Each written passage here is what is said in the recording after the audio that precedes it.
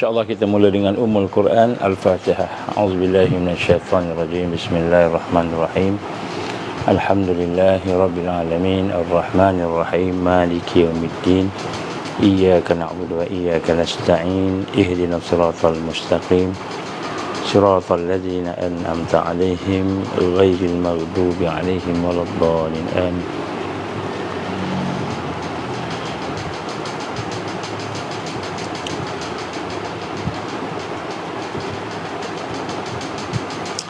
أعوذ بالله السميع العليم من الشيطان الرجيم بسم الله الرحمن الرحيم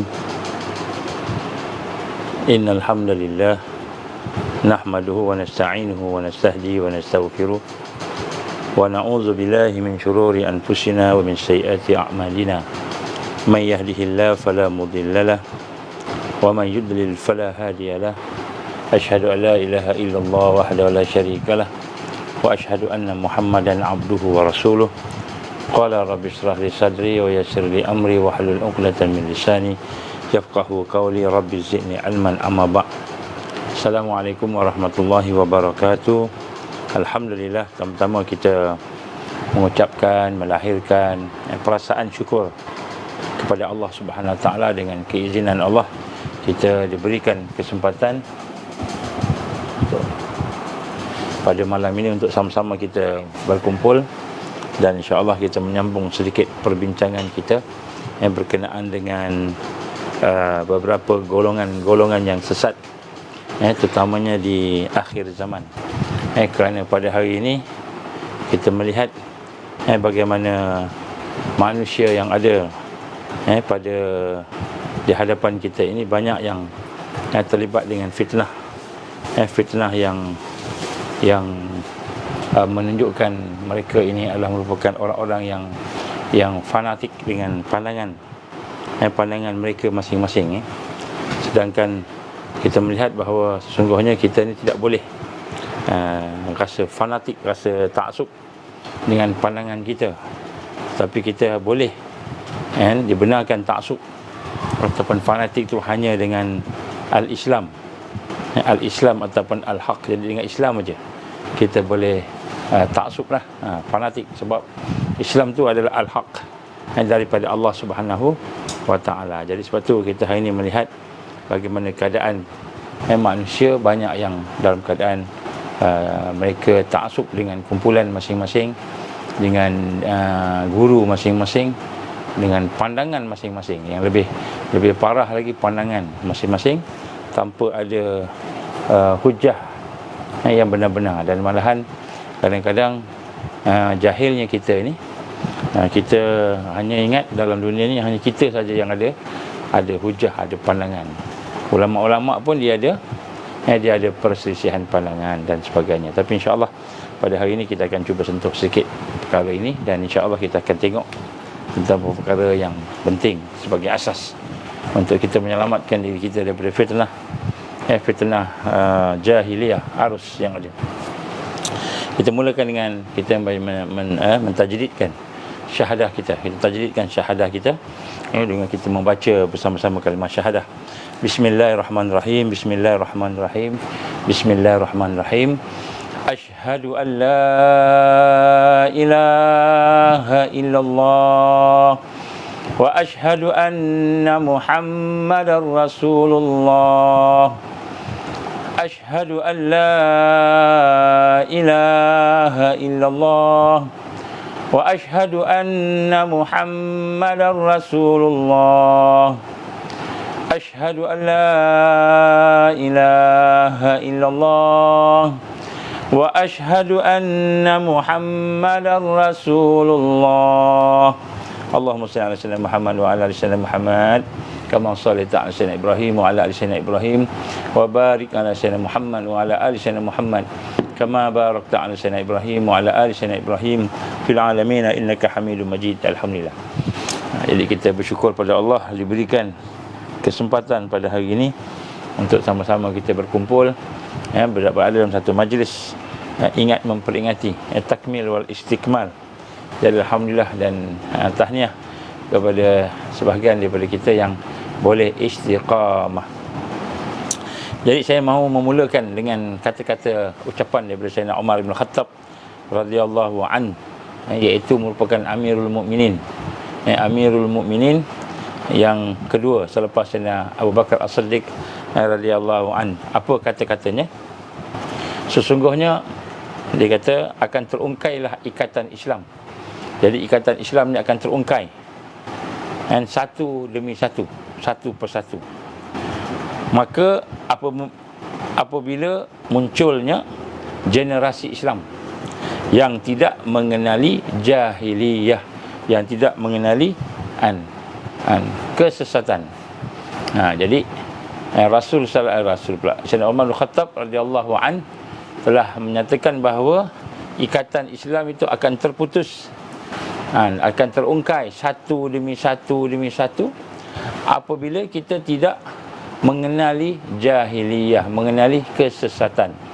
Jadi apabila kita tidak mengenali kesesatan dan kemudian kita hidup bersama dengan kesesatan, ya'zubillah min zalik, maka pada ketika itu ikatan Islam yang ada pada kita akan terurai satu demi satu. Ini yang menakutkan kita lah. Walaupun kata-kata daripada Sayyidina Umar ini merupakan satu yang ringkas, tetapi dia punya makna yang besar. Kenapa? Inilah perkara yang terjadi kepada mereka yang terjerumus ke dalam fitnah akhir zaman ini, di mana mereka ta'assub dengan diri mereka sendiri, ta'assub dengan pandangan sendiri, ta'assub dengan kita kata hujah sendiri ataupun nafsu sendiri. Jadi sebab itu kita heran, saya melihat dalam sejarah pergerakan dakwah dan pergerakan tarbiyah sepanjang masa saya hidup ni lah, dah melebihi 40 tahun dan melebihi 50 tahun, awal 50s early 50s ni sekarang ni, melihat bagaimana seseorang itu yang telah duduk dalam tarbiyah, kemudian selepas dia terlibat dengan, bila terlibat satu perkara untuk memproses keaiban dia, memproses kelemahan dia, memproses kehinaan yang ada pada dia di sisi Allah, keaiban di sisi Allah, iaitu memproses sikap dia, sifat dia, pegangan dia, pemikiran dia, pandangan dia, kehidupan dia yang tidak syarak, yang tidak Islamik. Bila sampai kepada proses mahu mengikis keaiban-keaiban itu, ramai yang gagal. Ramai yang gagal. Jadi kalau kita nak dengar satu ceramah, dengar satu kuliah ni, insya-Allah boleh lagi. Itu pun ada yang gagal dah. Nak dengar ceramah kuliah ni pun dah ada yang gagal. Macam-macam lah alasannya kan. Tapi bila dah ikuti ceramah, dah ikuti kuliah, dan kemudian mula memasuki kita kata suasana untuk memperbaiki diri, melaksanakan ilmu yang ada di dalam ceramah kuliah tadi itu, maka dia sebahagian gagal. Jadi sebahagiannya okey terus. Tetapi bila sampai satu peringkat, apabila mahu memulakan perjalanan dalam tarbiyah, dalam islah, dalam memperbaiki diri, maka lebih ramai gagal. Lebih ramai gagal. Gagal sama ada gagal bersifat sementara atau gagal bersifat selama-lamanya. Ya'zubillah min zalik. Kenapa gagal itu? Kerana dalam diri kita ini ada kelemahan, ada keaiban, ada kekurangan, ada dosa zahir dan dosa batin. Ada dosa yang zahiriah, jawarih yang kita nampak, dan dosa batin, dosa hati. Ada juga pahaman-pahaman kita yang tak betul, yang kena dibetulkan. Ilmu kita yang tak sampai, yang nak kena disampaikan. Jadi banyak kelemahan-kelemahan, keaiban yang perlu diperbaiki, ataupun sikap kita yang ada rawasib jahiliyah, ada karat-karat jahiliyah yang perlu kita kikis. Jadi apabila sampai satu peringkat kita nak duduk dalam tarbiyah Islam, maka kita nak berjalan tadi, maka kita kena buang perkara-perkara yang kita sebut tadi. Ramai gagal. Ramai gagal. Contohnya kita ada satu pandangan, kita ada satu pendirian, kita ada satu pendapat, ada satu kefahaman, dan itu salah. Kan? Yang itu adalah fahaman yang salah, pendirian yang tidak tepat, pendirian yang mungkin berlawanan dengan Quran dan hadis yang sebenar. Bukan hadis yang kita faham, hadis yang dipahami oleh para ulama. Contohnya, maka kita nak tinggalkan, kita nak ubah, maka dia jadi apa? Dia jadi tak boleh. Oh, saya betul, saya betul, saya betul, saya betul, aku betul. Maka di sinilah bermulanya futur, kejatuhan, kemerosotan, sikit demi sikit. Dan sekiranya kita kekal dengan keaiban itu, rawasib jahiliah itu, karat jahiliah itu, kita kekal dengan dosa kita, maka sampai tu peringkat kita akan tersingkir daripada jalan-jalan yang lurus. Wa iyazbillahi min zalik. Jadi sebab tu kita nak tengok sini dalam tarbiyah Islam, terutama di akhir zaman, kita berhadapan dengan cabaran yang besar. Bukan hanya nak tahu, oh, Yahudi nak buat macam gini, Yahudi nak buat macam gitu kan. Kita nak kena tahu kan benda-benda yang kita kata tu. Contohnya kan, apabila Israel, contohnya, ini contoh, apabila Israel menyerang Gaza, dia serang, kita kata teruklah, susahlah macam mana kan. Kita pun tolong Gaza. Sebenarnya dia menyerang Gaza tu, salah satu strategi dia nak mengalihkan pandangan kita daripada Masjid Al-Aqsa. Salah satu strategi dia. Jadi kita pun fokus kat Gaza, bukan salah, tak salah, tapi kita fokus terlupa Masjid Al-Aqsa.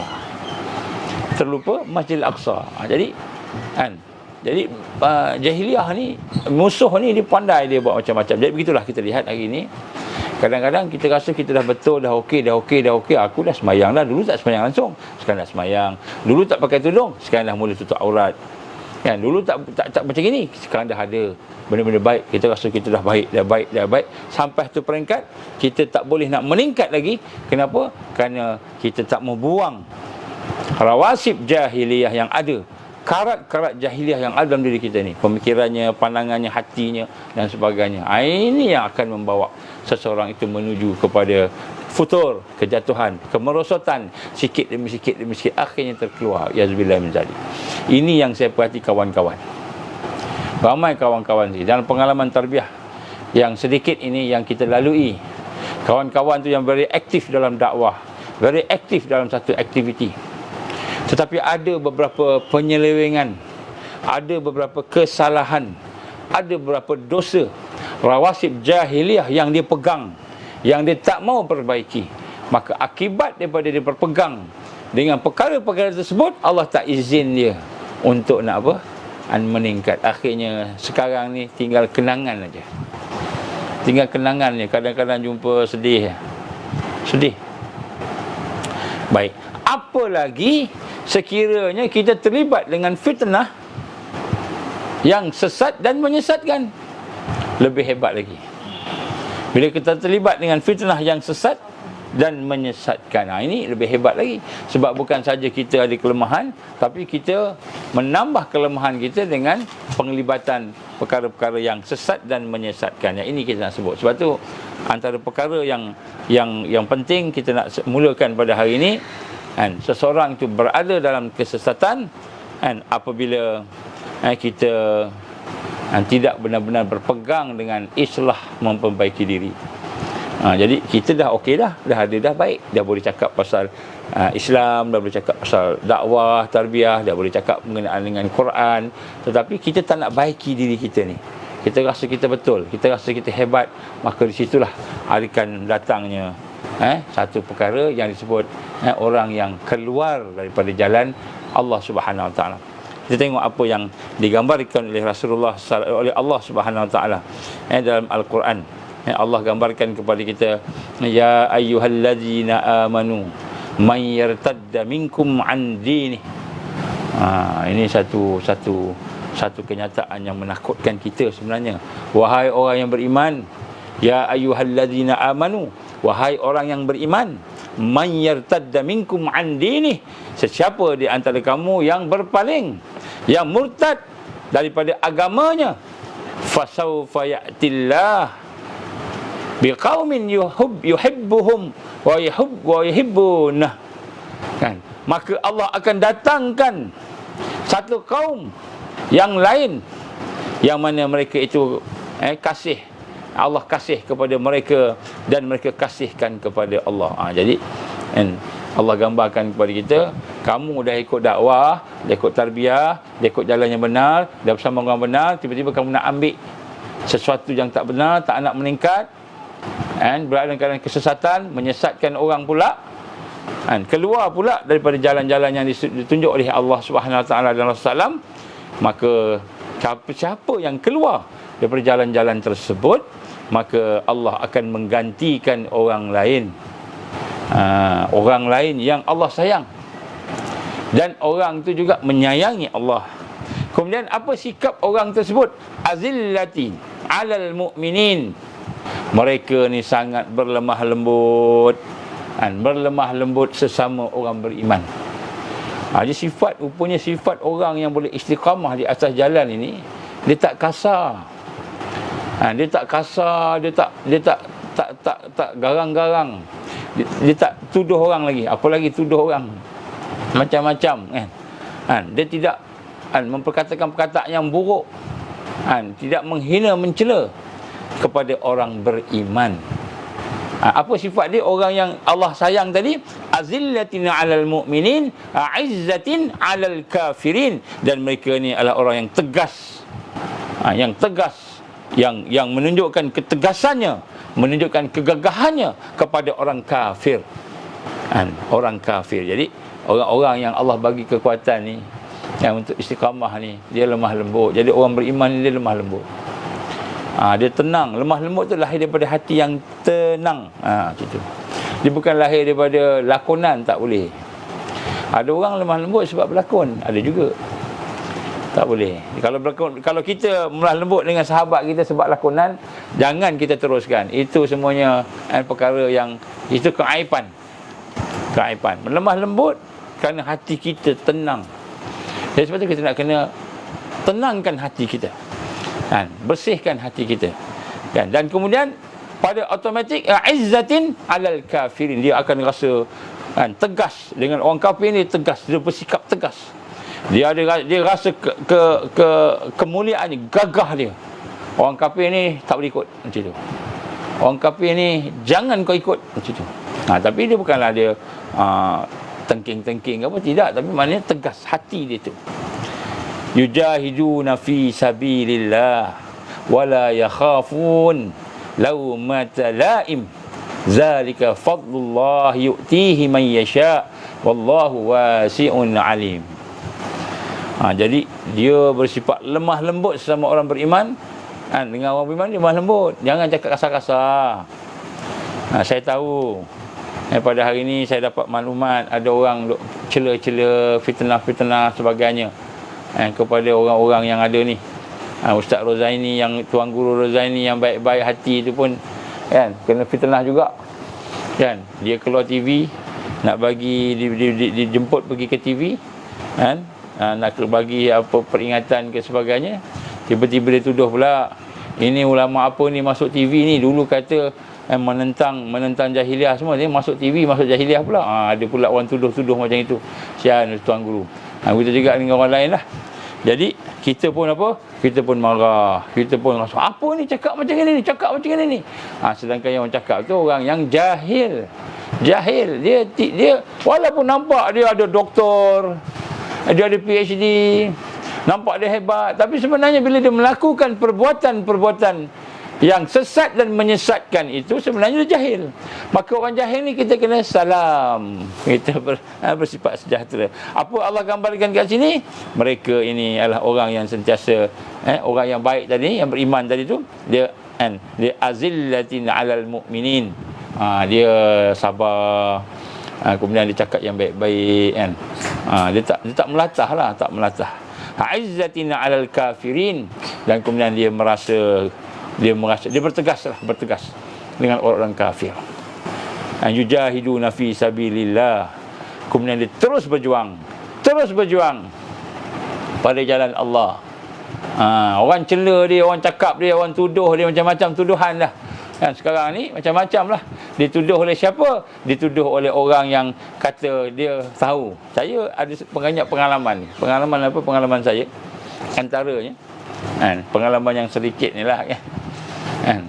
Kalau ada orang kata saya kenal dengan Ustaz Nur Azman, ada orang kata saya kenal dengan dia ni kan. Kemudian dia pun cakap berkenaan kita kan. Maka sebenarnya dia tak kenal kita. Betul. Banyak kali berlaku macam tu. Dia cakap, bila dia cakap dia kenal aja, berhati-hati. Apa nak cakap? Kalau dia cakap buruk tu, maknanya dia bohong. Kalau dia cakap baik pun, kita kena tabayun. Betul ke baik ni macam tu? Jadi nak sebut sini, kalau seorang cakap saya kenal dengan dia, saya dah bersama dengan dia, saya dah ikut dia, saya dah follow dia, saya dah tengok semua-semua. Sekarang ni saya nak tarik handbrake, dia kata. Nak tarik handbrake kata kan. Nak tarik handbrake sekarang ni. Saya kenal lah dia, tiba-tiba nak tarik handbrake dia kata kan. Jadi kita berhati-hati dengan orang yang cakap dia kenal dengan seorang, kemudian dia cakap buruk pada orang itu. Jadi siapa-siapa pun, tak kira pada siapa-siapa. Kenapa? Kerana itu tanda-tanda futur. Bila kita bersifat kasar kepada saudara kita. Bersifat kasar pada saudara kita. Jadi Allah gambarkan kat sini, mereka tadi tu, mereka yujahiduna fi sabilillah, orang yang istiqamah tadi dia akan terus berjuang pada jalan Allah, wala yakhafun, dan mereka tidak akan takut kepada apa? Kepada laumata laim, kepada celaan-celaan, tuduhan-tuduhan, kepada orang yang kutuk dia, orang yang hina dia, orang yang cakap macam-macam pada dia. Sikap orang yang berjuang jalan Allah, dia tak kisah. Dia tak kisah. Dia kata apa? Allah gambar apa? Yujahiduna fi sabilillah, mereka terus berjuang pada jalan Allah, wala yakhafun, dan mereka tak takut dengan celaan-celaan. Laumata laim, tak takut, tak kisah. Engkau nak cela-cela lah, engkau nak hina-hina lah. Orang yang mencela, menghina dan memfitnah itu adalah orang-orang yang akan membawa kepada kerosakan diri dia sendiri. Maka digambarkan di sini, Allah gambarkan zalika fadlullah, yang demikian itu adalah limpah kurniaan Allah, yu'tihi man yasha, kepada siapa-siapa yang dia nak, yang Allah kehendaki. Wallahu wasi'un alim, Allah ni amat luas, amat luas kurniaannya, amat luas pengetahuannya ke atas segala sesuatu. Jadi sebab itulah digambarkan kat sini kan, hari ini salah satu benda yang kita sedang berhadapan dengannya ialah orang Islam akan berpecah. Nabi menggambarkan fitnah ad-duhaima, fitnah kegelapan, di mana sampai ni Dajjal nak keluar dah ni. Bila Dajjal nak keluar, maka ketika itu umat Islam akan pecah dua. Yang satu al-mu'minun, yang satu adalah munafiqun. Yang satu beriman, sikit pun tak ada nifak. Yang satu nampak beriman tapi sikit pun tak ada iman. Munafik sikit pun tak ada iman. Jadi kita akan nampak benda ni berlaku. Nampak depan kita akan mula. Jadi dia bermula dengan tuduhan-tuduhan. Dia akan mula dengan fitnah. Dia akan bermula dengan kata-kata yang mencela. Macam Rasul sallallahu alaihi wasallam, apabila dakwah Rasul sallam dah berkembang, orang dah mula tahu, dah nampak sebagainya, Muhammad ni begini. Ini Rasulullah sebagainya, maka mula datang celaan, mula datang fitnah, mula datang perkara-perkara yang kita kata menakutkan. Gitu. Ini semua tanda-tanda Dajjal nak keluar ni. Jadi kita lihat mula berlaku. Tak lama lagi akan keluarlah fatwa-fatwa, fitnah-fitnah yang berlaku tadi.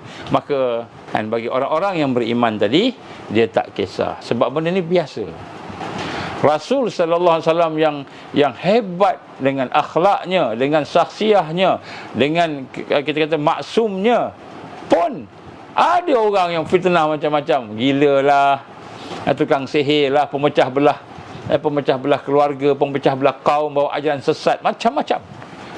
Rasul SAW yang memang hebat, sempurna, apalagi kita yang banyak kelemahan, lagilah banyak lagi cacian-cacian, celaan-celaan. Tapi Allah gambarkan di sini, ini tanda-tanda Islam nak menang ni, tanda-tanda kita nak bangkit.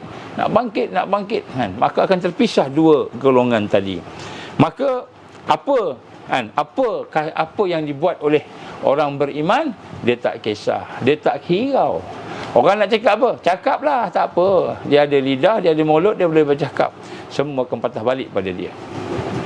Kan? Tuduhan-tuduhan kepada ustaz-ustaz yang soleh-soleh ni. Tuan Guru Haji Rozaini, Tuan Guru Zainul Asri, tuan-tuan guru yang lain lah, banyak lah. Kan?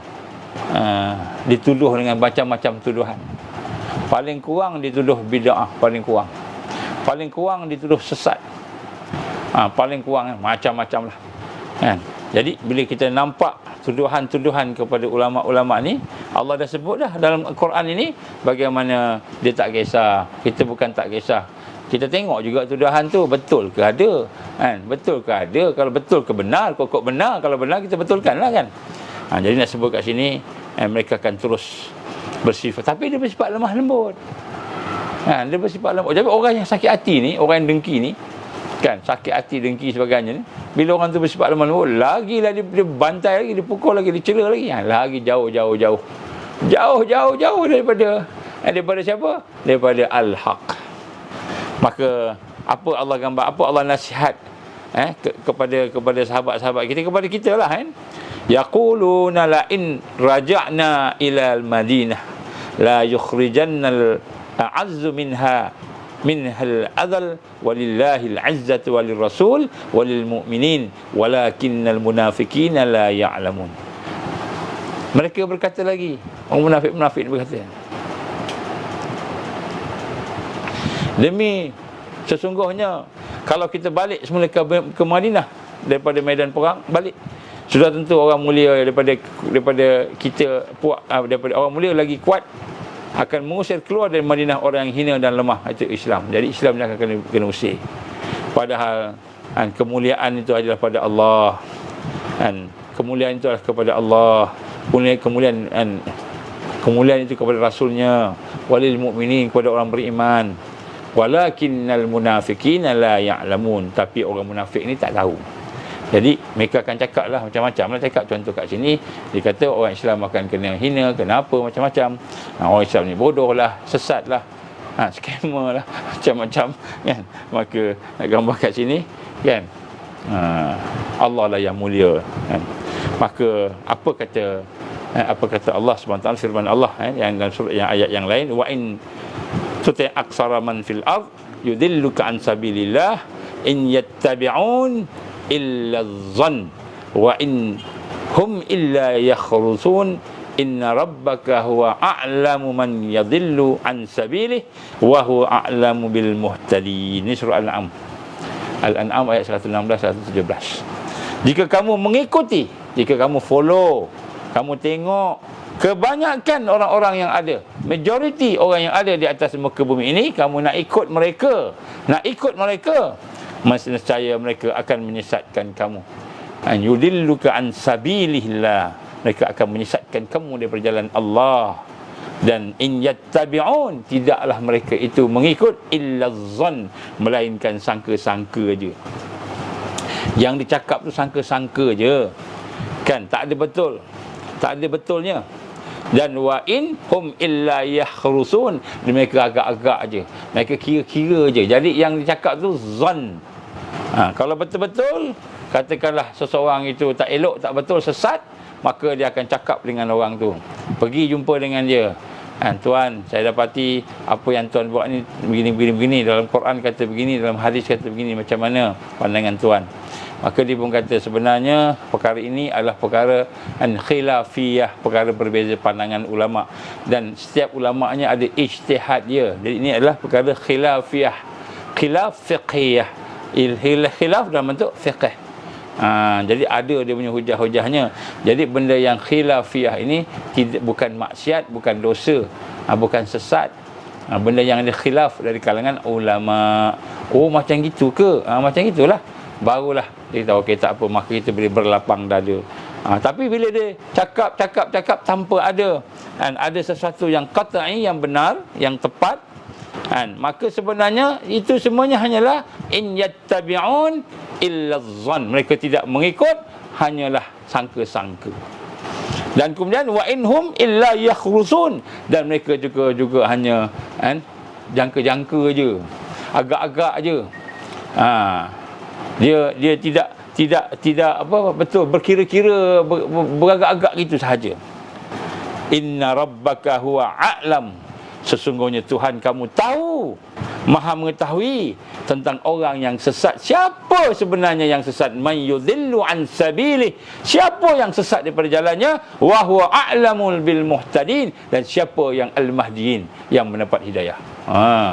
Jadi Allah gambarkan kepada kita, memang orang munafik, memang orang yang ilmunya kerjanya hanya nak mencarikan huru-hara orang sebagainya. Tak kira lah yang namanya ustaz ke ustazah, yang namanya yang pengikutnya ramai ke, kan tak kira lah. Tapi bila dia bercakap berdasarkan zon, sangka-sangka je, tak ada tabayun, dan bercakap hanya agak-agak je, berkira-kira gitu je, sangka-sangka je, maka Allah gambarkan sesungguhnya Allah maha mengetahui, maha mengetahui siapa yang yudhilluk, siapa yang sesat sebenarnya tu, dan siapa yang ada mendapat hidayah. Jadi sebab tu Allah gambarkan, jangan mengikut saja, sebab orang yang cakap-cakap ni dia banyak sangka-sangka je. Dia baru tahu, dia tengok daripada jauh, betul ke macam gini kan? Contohnya macam katakanlah kita ada satu minuman kan, ada straw. Minuman ada straw. Minuman ada straw. Kan? Kita tengok orang tu tengok orang tu letak mulut straw dekat mulut. Buat macam tu kan? Kita kata dia tu sedang menyedut air, sedang hisap kan. Padahal dia letak je, tak dihisap pun. Kan dah sangka itu air tak elok tu, dia minum air tak elok, dia letak je kan. Ataupun dia bukan sedut, dia embus, dia tiup. Jadi kita tengok daripada jauh, ini sedut ni kan. Tapi rupa-rupanya bukan sedut, tapi rupa-rupanya tiup, rupa-rupanya dia letak je. Tak sedut pun tak apa, dia tengok air tu tak sedap, dia tak nak, dia letak, betul letak balik air tu, contoh kan. Jadi kena tabayun, sebab tu Allah gambarkan sini, mereka yang hanya bercakap itu, mereka hanya mengikut persangkaan saja, zan, benda yang zan je, dia sangka-sangka kan. Iyattabi'una illa zan, mereka hanya mengikut sangka-sangka je. Wa inhum illa yakhrusun, dan mereka juga hanya kira-kira je, agak-agak je. Dia buat macam inilah. Dia sebut nama Syekh Abdul Qadir Jailani lah, contohnya kan. Ini syirik ni, menyeru-nyeru orang dah mati. Tiba-tiba macam itu kan. Dia tak tahu sebut Syekh Abdul Qadir Jailani itu sebab apa.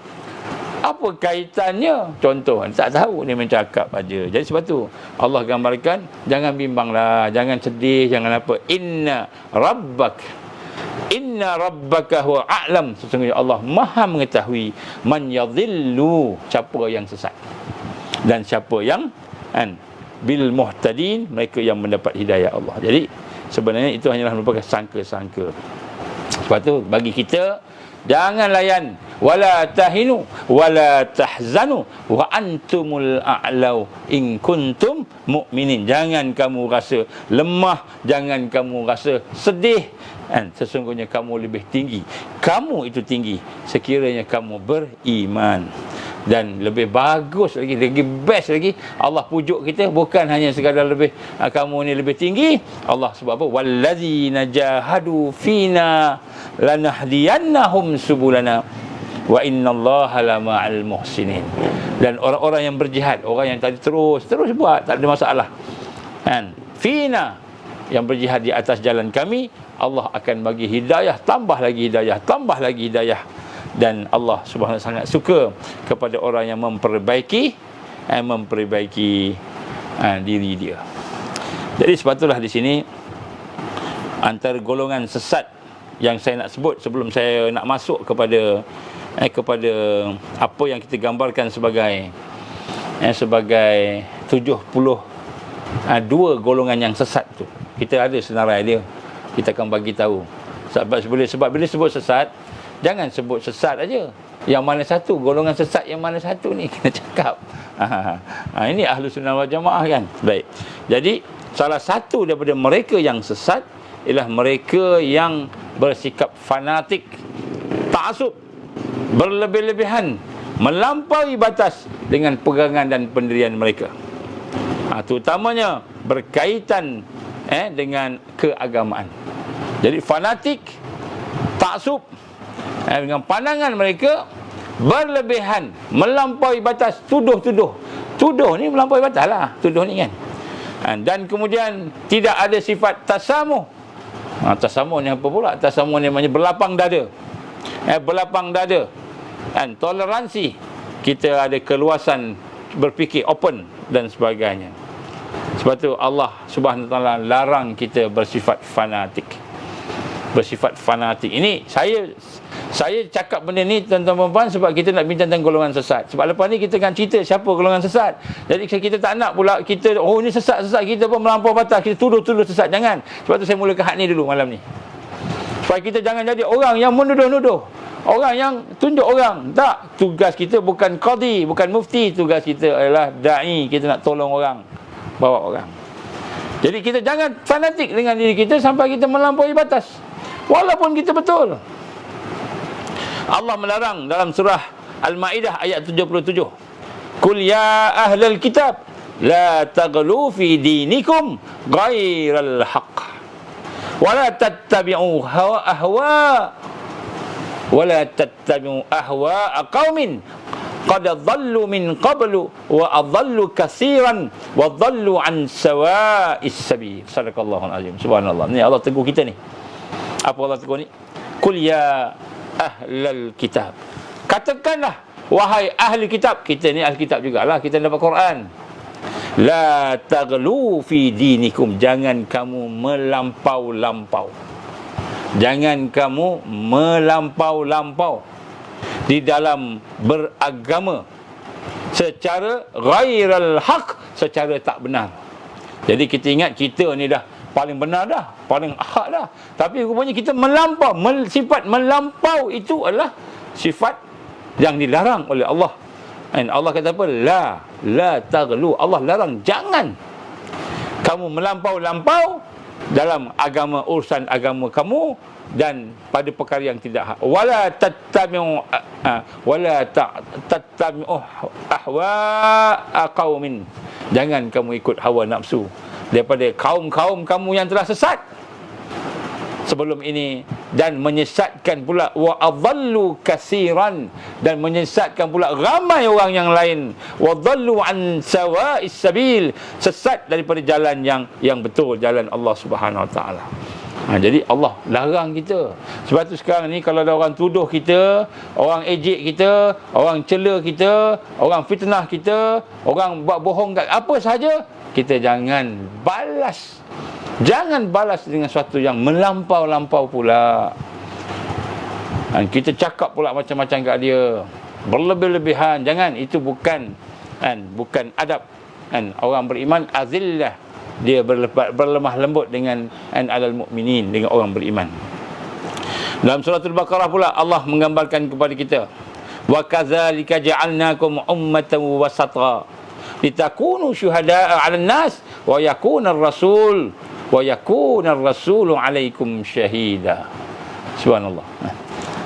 Demikianlah kami memimpin kamu pada jalan yang lurus. Jalan yang lurus ini kami jadikan kamu umat pilihan yang adil. Kita kena bersifat adil. Bersifat adil. Jadi orang buat tak adil kat kita, kita bersifat adil. Orang buat jahat kat kita, nak balas jahat boleh, tapi kita jadi lebih baik, muhsinin, orang yang lebih baik, kita tak payah balas, kita ampunkan, maafkan dia, kita doakan dia. Ini kita kena buat ni. Ini sifat-sifat Al-Mahdi ni, orang mendapat hidayah ni. Jangan ikut arus mereka. Buat jahat, kita balas jahat. Jangan. Kalau kita balas jahat, sama kita dengan dia. Apa nak disama dengan dia? Dia buat jahat, kita jangan buat jahat dekat dia, kita buat baik dengan dia. Mudah-mudahan dia dapat dapat dakwah tadi. Dan supaya kamu layak. Kenapa kita kena buat yang macam tu? Supaya kita layak untuk menjadi saksi, memberi keterangan kepada orang-orang, kepada manusia Jadi Allah SWT menggambar kita kena jadi orang yang lebih baik daripada sebelumnya lah, kurang lebih gitulah. Jadi kita kena jagalah benda ni. Jadi bila kita tahu aku benar, dia sesat, jangan kita sesatkan dia, menyesatkan dia, menuduh sesat, menuduh ni. Sebab apa? Bila kita tuduh tu, kita memang tiba-tiba sangka kita sangka je, kita agak je tak betul. Jadi dia akan patah balik pada kita. Wa iyazbillah min zalik. Rasulullah sallallahu alaihi wasallam nasihat kat kita, wa iyyakum wal ghulu fid din fa innama halak man kana qablakum bil ghulu win fid din. Jangan kamu ataupun jauhilah kamu daripada sifat melampau dalam beragama. Kita ingat kita okey, kita pandai, kita terror, kita berkata engkau salah, engkau buat bid'ah, engkau sesat, engkau kafir. Saya cakap orang macam itu, engkau munafik, cakap macam itu kan. Jauhilah sifat melampau dalam agama. Sesungguhnya rosak orang sebelum kamu kerana mereka melampau dalam agama. Jadi orang sebelum ni ikut Nabi, ikut semua, tapi rosak orang-orang yang dah dapat dah hidayah dah kerana dia melampau-lampau. Inna ad-dina yusr walan yushaddu ad-din ahad illa ghalabah. Sesungguh agama tu sebenarnya dia mudah. Apa maksud mudah sini? Mudah bukan main kita boleh buat apa yang kita nak. Kita kena ikut Al-Quran dan Sunnah. Tapi agama ni Allah izin ada perselisihan pandangan, ada perbezaan pendapat ulama. Ulama bukannya pendapat orang jahil, pendapat ulama, pendapat orang yang ada Quran dan hadis. Beza pandangan, ada khilaf, ada perbezaan pandangan, ada ijtihad yang berbeza-beza, keputusan, ketetapan yang berbeza-beza, selagi benda itu tidak qat'i. Main benda itu bukan jelas. Contohnya larangan riba, itu jelas. Pengharamkan riba jelas, pengharaman arak jelas contohnya.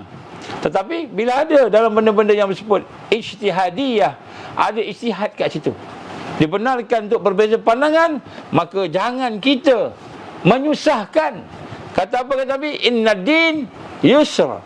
Agama itu mudah. Mudah ni bukan kita boleh memudah-mudahkan agama, bukan, tetapi kita boleh ada pandangan berbeza-beza.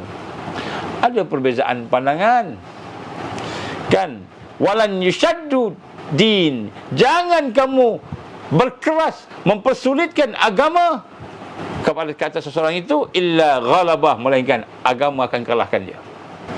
Jadi taksub dan fanatik dengan pendapat kita sendiri, dengan pendapat guru kita, pendapat kumpulan kita masing-masing, daripada gejala melampau-lampau ini menggambarkan bekunya ilmu yang ada pada dia. Dia ada ilmu tapi beku, paratu je, tak ada kita lain. Tak boleh kita lain. Dia tak nampak pandangan orang lain, nampak pandangan dia je, beku lah, beku. Ilmu tak berkembang. Dia tidak melihat maslahah, kebaikan-kebaikan yang lain. Kebaikan. Jadi sebab tu kita hari ni nak kena faham. Sebab tu bila kita bincang tentang golongan-golongan yang sesat nanti, jangan sampai kita pergi ke sesat lah. Jangan. Kita tahu sesat, kita bincang pelan-pelan macam mana nak tolong dia. Itu yang paling baik. Jadi dalam agama ada. Kenapa agama itu digambarkan mudah? Kerana di dalamnya ada benda-benda yang boleh berbeza pandangan, dibenarkan. Benda yang ijtihadiyah. Contohnya bahagian tawasul. Tawasul ada wasilah, itu ada ijtihadiyah, ada yang boleh, ada yang tak boleh. Ada pandangan ulama berbeza. Rabitah ni maknanya ikatan hati antara seorang mukmin dengan seorang mukmin yang lain, dengan orang yang sebelumnya. Ikatan hati dengan Rasul sallallahu alaihi wasallam. Rabitah dan wasilah tajuknya. Rabitah dan wasilah pun ada perbezaan pandangan. Ada perbezaan pandangan. Dia bukan hanya setakat A or B. Betul tak betul? Jadi kita tengok sini. Jadi jangan kita bersifat keras, bukan pada tempatnya. Kerana Nabi tak bagi, Allah pun tak bagi. Jadi mana pula ajaran yang ada kata ni? Kalau ada pun perbezaan pandangan, kalau ada pun kemungkaran yang berlaku, maka hendaklah kita laksanakan dengan hikmah. Ud'u ila sabili rabbika bil hikmah wal mau'izatil hasanah wajadilhum billati hiya ahsan. Sampaikanlah, serulah pada jalan Tuhan kamu dengan hikmah. Jangan bagi pokok lagi. Wal mau'izah, dengan kita memberikan peringatan yang baik, yang lebih baik. Bukan kita skandalkan dia, kita dedahkan daripada halayak ramai. Oh, ustaz ni kan adalah ustaz yang begini. Banyak kita dapat. Ataupun kalau bukan ustaz, kumpulan ni, kumpulan A, B, C, gini contohnya. Maka kita pun menuduh-nuduh tentang apa yang berlaku tadi. Jadi Allah perintah kalau ada perbezaan tadi, maka cakaplah dengan baik, hikmah. Dengan hikmah. Jadi sebab itulah kita lihat hari ini, dan Allah Subhanahu Wa Taala supaya melihat balik diri kita, mengarahkan kita melihat balik diri kita, supaya kita tidak ada perselisihan sesama mukmin, tidak ada perselisihan sesama mukmin. Jadi sebab tu kita nak kena fahamlah. Jangan kita main cakap aja apa yang kita nak cakap, sehingga akhirnya menyebabkan kita akhirnya terkeluar daripada batas-batas syarak, batas-batas syarak yang sepatutnya. Ini kita nak lihat pada hari ini. Sebab tu pada hari ini saya faham sebahagian daripada kita berhajatkan kepada perbincangan berkenaan dengan perkara-perkara yang bersangkutan dengan penyelewengan dalam agama.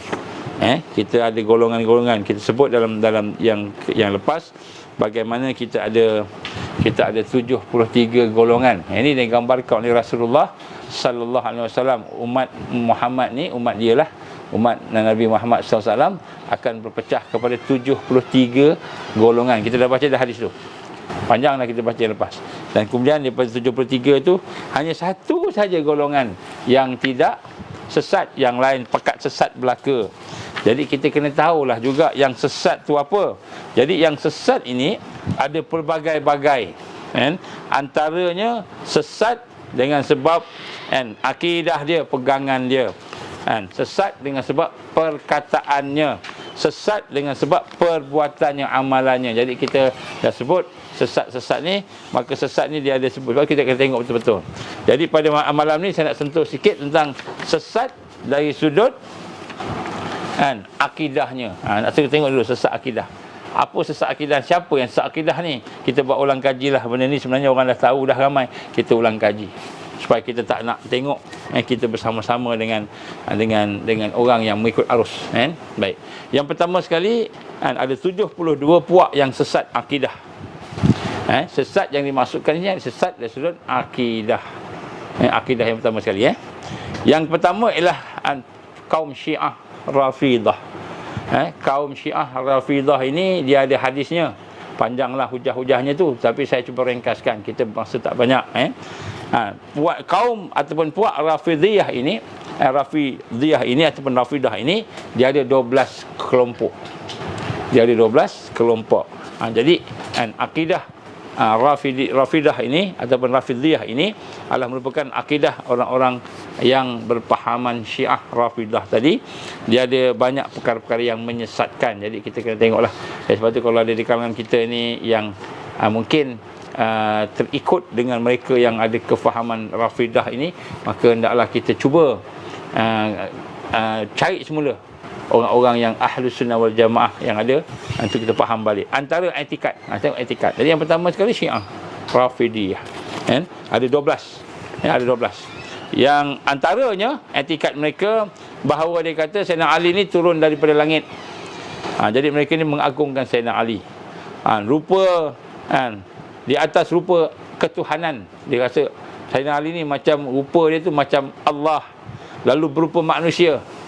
Dan dia boleh buat benda-benda yang hebat-hebat lah, yang dibangsakan kepada ketuhanan. Jadi mereka ni, sebahagian mereka menyatakan Sayyidina Ali ni adalah kelahiran, bukan kelahiran Tuhan, begitulah, lebih kurang. Kemudian yang lain pula mengatakan bahawa Sayyidina Ali ini adalah Nabi. Sayyidina Ali pun Nabi. Jibril tersalah bagi wahyu kat Muhammad sallallahu alaihi wasallam. Jadi Jibril ni patutnya bagi pada Sayyidina Ali, tetapi dia salah address. Ini pandangan kaum Syiah. Kemudian jawatan khalifah juga sepatutnya pada Sayyidina Ali lepas kewafatan Rasulullah SAW, bukan kepada Abu Bakar, Umar, Osman dan sebagainya. Dan sentiasa mereka berada dalam kafir, mereka mengkafirkan sahabat-sahabat. Jadi ini antaranya lah kita nak sebut sini daripada fahaman Syiah. Jadi banyak lagi sebenarnya, tapi nak sebut kat sini antaranya lah kalau kita nak sebut semua tak cukup masa banyak. Kedua dari sudut akidah ini ialah kaum Jabariyah. Ada banyak lagi tadi, ada banyak lagi contohnya macam digambarkan tentang zat Allah boleh masuk ke dalam sesuatu manusia sebati dengan dia. Ini sama sikit dengan orang yang wahdatul wujud, lebih kurang itu pun ada dalam Syiah juga. Jadi macam-macam. Jadi Syiah ni salah satu daripada kaum yang dia ada 12, jadi 12 kelompok. Yang kedua adalah kaum Jabariyah. Jabariyah ni, Jabariyah pun ada 12 kelompok juga. Jabariyah ni pun ada 12 kelompok juga. Ini Jabariyah ni pun satu benda yang sesat dan menyesatkan. Contohnya kan iman dan taat dan kufur dan maksiat semata-mata daripada Allah. Maknanya kita beriman ke, kita taat, kita kufur ke, kita maksiat, semua tu daripada Allah. Semua tu Allah yang bagi pada orang tu. Dia tak ada ikhtiar langsung, tak ada apa. Itu semua daripada Allah. Tidak ada ikhtiar, tidak ada usaha, tidak ada cita-cita, tidak ada doa, tak ada. Jadi bila Allah nak bagi tu, tak ada usaha, tak ada ikhtiar, tak ada doa, tak ada. Jabariyah. Dia tunggu je lah, tunggu je kan. Kemudian Jabariyah juga mengatakan bahawa tidak ada taklif syarak, tak payah nak buat apa-apa, sebab dia Jabariyah. Dia orang yang digagahi. Allah ni maha perkasa, dia kata. So Allah menggagahi segala. So dia tak semayang ke apa, so semua Allah yang bagi, dia tak semayang. Macam itulah lebih kurang lah. Jadi Jabariyah ni pun sesat juga. Jadi oleh kerana tidak ada taklif syarak, maka tak ada pahala, tak ada dosa, tak ada. Semua Allah punya kehendak. Ini kehendak Allah ni, kehendak Allah ni. Jadi ada juga di kalangan mereka boleh ditanya, habis orang kafir macam mana? Orang baik macam mana? Dia kata orang kafir ni Allah hidupkan orang kafir, dia buat salah sebagainya, masuk neraka, lepas tu habis sama-sama, tak ada apa dah. Pahaman ni macam-macam ni Jabariyah. Jabariyah ni ada 12 kelompok. Ada 12 kelompok. Jadi yang pertama tadi Rafidiyah kan. Kemudian Jabariyah ada 12 kelompok. Kemudian yang ketiga, ini cara ringkas. Saya ada banyak lagi kan dia punya tu. Kaum Kharijiyah. Kaum Kharijiyah ini juga ada 12 kelompok juga. Ada 12 kelompok juga. Apa dia? Bahawa yang menjadikan kebaikan itu Allah dan menjadikan kejahatan itu hamba. Jadi yang buat baik ni semua Allah, yang jahat semua hambanya yang berkuasa yang buat. Menghukum kafir akan orang Islam yang melakukan dosa besar. Bila orang tu buat dosa besar, maka dia kafir. Ini Kharijiyah pula kan. Kemudian dia kata juga zakat ni tak fardu. Bila dia kata zakat tak fardu ni, tak wajib ni, maka ni jenis golongan Kharijiyah tadi. Orang yang keluar boleh menghimpunkan harta banyak, mana nak buat, nak himpun harta pun tak apa, cara apa pun tak apa, boleh buat apa saja, tak payah bagi zakat. Jadi sebenarnya golongan Kharijiyah ni banyak ni sekarang ni. Golongan Kharijiyah ni, dia kata aku bekerja susah-susah, siang malam pagi petang, aku kerja susah-susah ni kan, tiba-tiba aku nak kena bayar zakat, buat apa? Macam itu adalah Kharijiyah. Kharijiyah maknanya orang yang terkeluar. Kelompok yang terkeluar. Dia ada 12 kelompok. Dia ada 12 kelompok sebenarnya. Tapi kita nak sebut satu-satu tak banyak. Itu antara pandangan mereka lah. Jadi orang ni juga beriman kepada yang gaib, batal, tak percaya. Jin ni tak percaya. Mana ada jin ni? Mana ada benda-benda gaib? Tak ada. Ini dia kata tak ada benda gaib ni, tak ada. Tak percaya dah. Doa-doa ni apa ni, tak percaya dah. Ayat kursi boleh halau jin, tak percaya pada jin, tak percaya. Ni Kharijiyah ni golongan yang akidahnya terkeluar. Ni pun ada juga kan.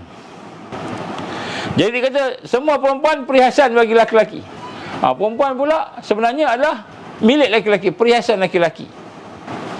Boleh untuk dia bersubuh dengan dia sebelum kahwin boleh. Siapa?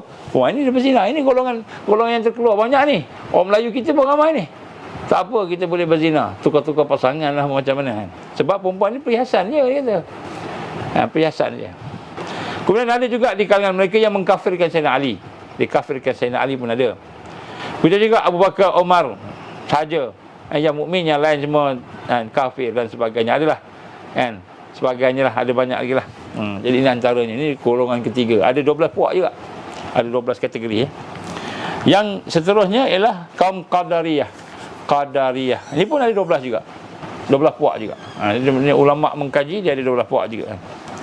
Apa etikat mereka, pegangan mereka yang sesat ni? Antaranya segala usaha, ikhtiar, teguh cita-cita, rangkaian doa memberi bekas. Bila kita berusaha, usaha itulah yang memberi bekas. Menjadikan satu tu jadilah berlaku. Bukan Allah, usaha tu. Kita ada cita-cita. Cita-cita itulah yang menjadikan kita sampai kepada apa yang kita nak. Doa kita, doa itulah yang memberi bekas, bukannya Allah. Dan itu satu pandangan lagi pula, semua tu memberi bekas setelah Allah. Allah ni macam dia kata boleh memberi bekas, tapi yang itu pun beri bekas juga. Ini adalah Qadariyah. Sebab tu konsep saya boleh, Malaysia boleh, saya boleh, tak ada insya-Allah tu bahaya tu. Satu yang membahayakan, kita kena hati-hati. Takut saya boleh, kita ingat kita yang boleh, usaha kita boleh, kita yang pandai sebagainya. Ini Qadariyah. Kemudian antaranya syaitan serupa dengan Allah. Dia kata syaitan dengan Allah ni sama, dia kata. Kerana tidak ada wujud yang nyata, kita tak nampak. Dan kemudian menjadikan kejahatan syaitan tu kebaikan Allah juga. Jadi bila syaitan yang ada ni pun sebab kebaikan Allah. Allah. Maksudnya syaitan ni jahat kan, juga merupakan Allah yang suruh, ataupun Allah yang jadikan dia jahat tu baiklah. Kemudian qada dan qadar, ini yang besar. Qada dan qadar ni bukan daripada Allah. Qada qadar ni bukan daripada Allah. Ini Qadariyah dia. Qaf Qadariyah. Ini Qadariyah ni pun sesat juga. Jadi kalau kena cakap sesat, kena tengok ni sesat ni. Benda yang sesat bukan cakap sesat. Awak sesat awak sesat, kamu sesat, orang ni sesat apa? Yang mana satu, Qadariyah ke? Rafidiyah ke? Jabariyah ke? Baik, kemudian yang seterusnya ialah kaum Jahmiyah. Contoh kaum Jahmiyah. Ini pun sesat akidah juga ni. Dia pun ada 12 puak juga, ada 12 kelompok dia. Antara etikat dia kan, asma Allah, nama Allah. Asma Allah. Apa asma Allah? Ar-Rahman, Ar-Rahim, Al-Malik, Al-Qudus, nama-nama Allah. Dan sifat Allah. Sifat Allah ni qudrah, iradah, ilmu, hayat, contoh. Sifat Allah itu pun makhluk, dia kata. Jadi asma Allah, sifat Allah tu makhluk. Dia jadikan Allah makhluk pula. Dan kemudian dia kata zat Allah ni wujud pada tiap-tiap tempat atas wajah hulul ataupun ittihad. Jadi zat Allah ini dia kata wujud pada tiap-tiap tempat. Semua nampak ni ada zat Allah kat situ. Ini konsep hulul. Hulul ni wahdatul wujud. Dia menyatakan wujudnya Tuhan dalam makhluk. Macam itu. Tuhan dalam makhluk. Ini puak Jahmiyah. Antaranya lah. Kemudian disebut orang mukmin yang asi, yang berdosa itu masuk neraka tak keluar-keluar. Dan sebagainya, ada banyak lagi lah. Contohnya bahagian alam barzah, tak ada alam barzah. Dia kata mayat tu tak merasai azab dalam barzah, tak ada. Dan sebagainya. Baik, ini yang kaum Jahmiyah. Jadi kalau kita tengok sesat ni, dia ada kaum-kaum dia kan. Yang seterusnya lah kaum Murji'ah. Murji'ah ni 12 golongan juga, 12 puak juga. Antara etikatnya apa? Setelah kita memahami rukun iman, kita dah lepas daripada syarak. Tak payah dah semayang, tak payah dah apa. Kita faham rukun iman aja, dah yakin dengan rukun iman ni, dah makrifat Allah, makrifat akhirat, dah kenal-kenal semua, maka dah kefarduan tak ada dah. Syariat dah tak ada dah. Tak payah dah nak semayang, nak apa. Dan kemudian sesiapa yang mengucap la ilaha illallah bebas. Nak buat taat pun boleh, maksiat pun boleh. Ucap la ilaha illallah cukup. Asyhadu alla ilaha illallah wa asyhadu anna Muhammadar Rasulullah. Mengucap kalimah syahadah, kata golongan ni cukup.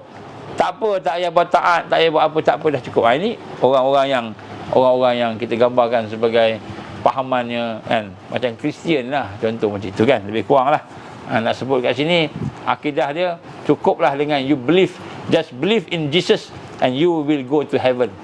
Itu dia Kristian kan, you believe in Jesus, kamu yakin dengan Isa sebagai anak Tuhan, sebagai Tuhan, maka kamu akan masuk syurga. Ini puak-puak Murji'ah, ada 12 golongan. Dan kemudian dia kata contohnya boleh sujud pada matahari, bulan, bintang atau makhluk lain. Boleh sujud. Kenapa? Kerana bila kita sujud kepada makhluk-makhluk hebat-hebat ni, sama macam kita sujud kepada Allah. Wa'azubillah min zalik. Ini juga dia punya akidah dia. Jadi ini sesat, memang sesat ni. Ini bawa sesat betul. Ini yang cakap dia sesat, tapi kita pun tak tahu sesat kat mana sesatnya. Banyak lagi lah. Contohnya zat Allah sama dengan manusia. Ini semua benda-benda yang sangkut dengan kebatinan. Kebatinan. Kemudian di samping itu ada juga di kalangan sesat akidah ini orang yang sesat dalam syariat dan fiqh yang 4. Dia dalam syariat tetapi dia melibatkan akidah juga, sesat juga. Contohnya bid'ah dhalalah. Bid'ah dhalalah.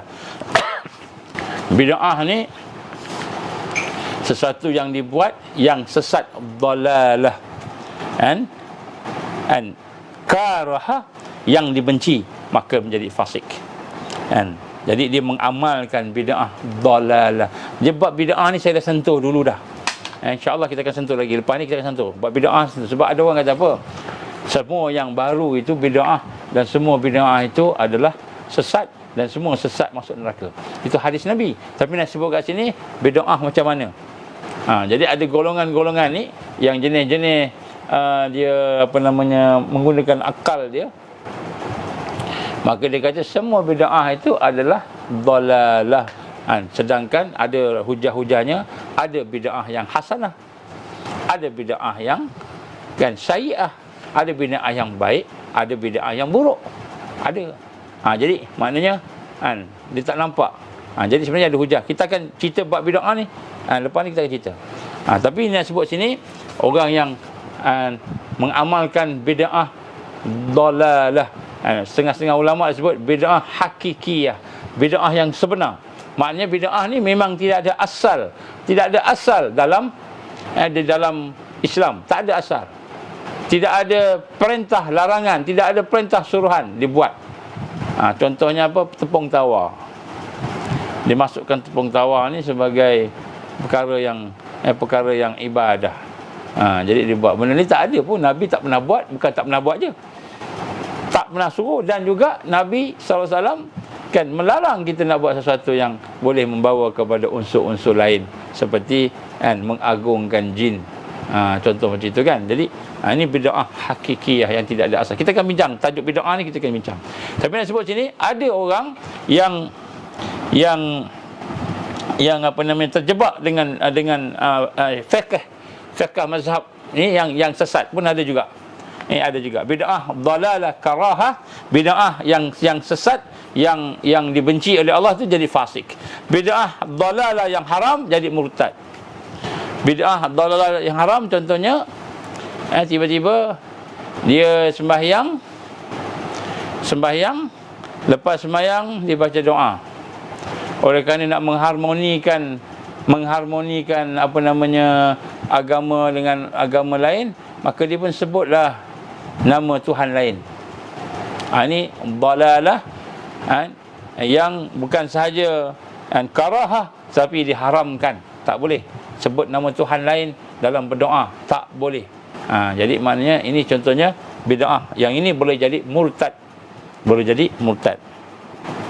Inilah orang-orang yang jadi maksud bid'ah ini yang dhalalah itu tadi ialah semua penambahan atau pengurangan kepada hukum asal, wajib, haram, sunat, makruh, harus, tidak mengikut kaedah syarak, yang tak ikut kaedah syarak. Itu maknanya bid'ah yang dhalalah. Contohnya dikata saya ni nak jadi orang yang dekat dengan Allah, sembahyang subuh dia buat 4 rakaat. Dia kata apa? Sembahyang subuh bukan 2 rakaat, 4 rakaat dia buat. Kenapa? nak jadi dekat dengan Allah. Ini bid'ah dalalah. Dalalah bid'ah yang sesat, yang tak ada, yang tidak ada dalam benda yang wajib, tak boleh bertambah-tambah macam tu. Baik. Jadi kawaid syariah ni kita kena tengoklah. Dia punya keterangan ni panjanglah, saya tak nak pergi jauh sangat, tapi ada yang sesat je, kita kena tengok dalam bahagian ni, insya-Allah. Kemudian golongan sufi. Ni saya nak cerita sikit golongan sufi. Saya nak cerita golongan sufi ni sebab hari ni ramai juga golongan sufi yang sesat, kita tak perasan. Kita ingat okey, rupanya sesat juga, kan. Antaranya ialah golongan sufi ni ada 13 puak. 13 puak yang sesat. 13 puak yang sesat dari kalangan tasawuf. Yang pertama sekali ialah kaum marji'ah. Tadi murji'ah ada 12 kelompok, ada 12. Ini kaum marji'ah pula. Apa kaum marji'ah ni? Ini orang sufi, orang tasawuf. Apa etikatnya?